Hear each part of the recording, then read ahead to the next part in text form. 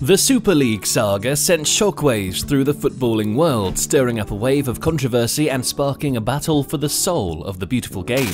The Super League, a breakaway competition challenging the established order of European football, promised a revolution. Elite clubs sought to secure their financial supremacy by forming a closed league with guaranteed participation and lucrative rewards. However, the announcement triggered an unprecedented backlash from fans, players, and governing bodies. Today we look at the timeline of events from the initial bombshell announcement to the reactions. Overview of the Super League concept. The Super League was the brainchild of elite football clubs who decided that playing in the same leagues as mere mortals wasn't cutting it.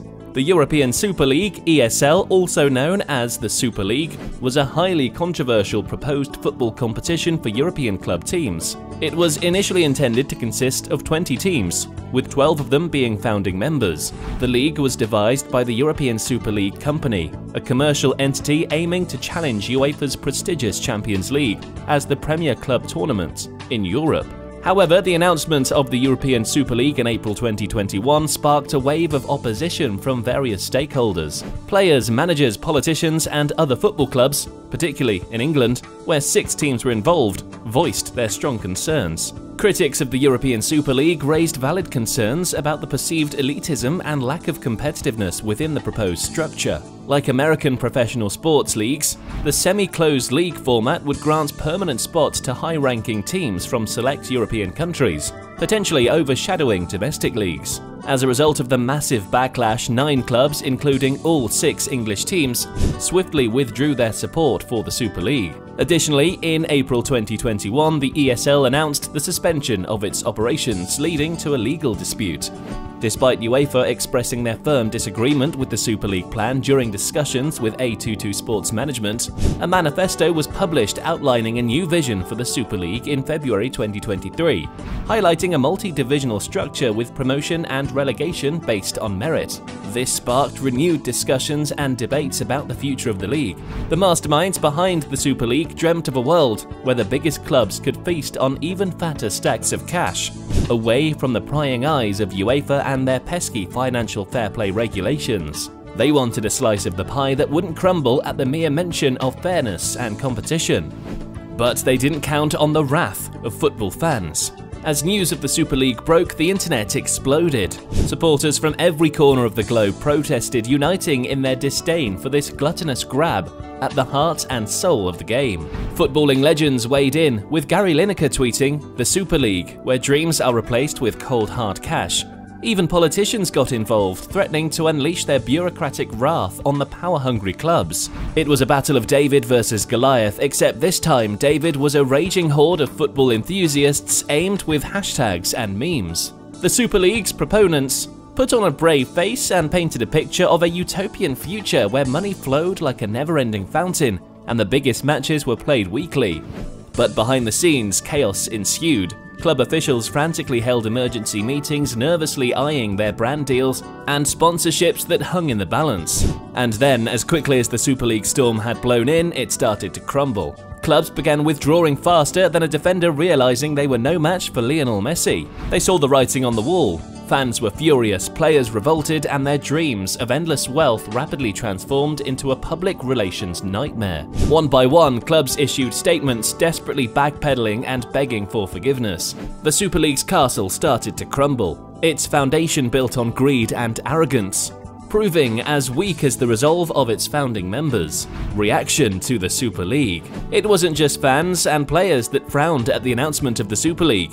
Major governing bodies like UEFA, FIFA, and several national governments also stood against the league. The powers that be mobilized to defend the status quo. UEFA, FIFA, and domestic leagues immediately fired their legal cannons, ready to rain down lawsuits and penalties on the rebellious clubs.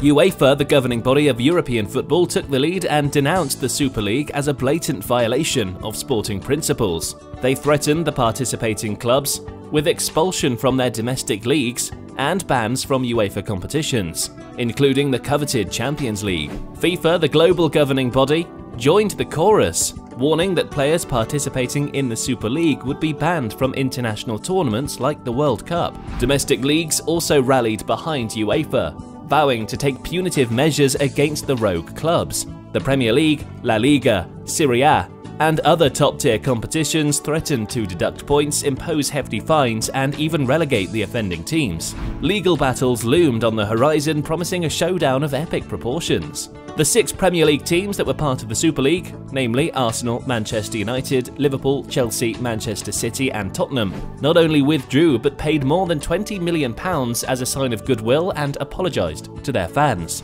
Response to the Super League. In the face of this unprecedented challenge to the footballing establishment, a task force was formed to investigate the legality and potential ramifications of the Super League, comprising legal experts, sports administrators and representatives from UEFA and domestic leagues. The task force aimed to craft a comprehensive response to the breakaway clubs. The task force delved into the intricate legal web surrounding the Super League, examining contracts, broadcasting rights, and competition laws. Their mission was clear: to determine the most effective measure to thwart the Super League and safeguard the principles of fair play, competition, and sporting merit. As the legal and political battles raged on, the fate of the Super League hung in the balance. The courts became the battleground for the clash between the rebellious clubs and the footballing authorities. At the same time, politicians wielded their power to protect the fans' interests and preserve the game's essence. The Super League Saga sparked a renewed determination to safeguard the essence of football and prevent future breakaway attempts. Various reform proposals have emerged, focusing on increased fan representation, financial regulations, and the redistribution of wealth within the game. One suggested reform is the implementation of stricter financial regulations to prevent clubs from accumulating excessive debt or relying on billionaire owners. This would promote sustainability and level the playing field for clubs of all sizes. Additionally, calls for increased fan representation have gained traction. Giving supporters a greater say in the decision-making process of clubs could help ensure that their interests are considered and prevent unilateral decisions that disregard their desires.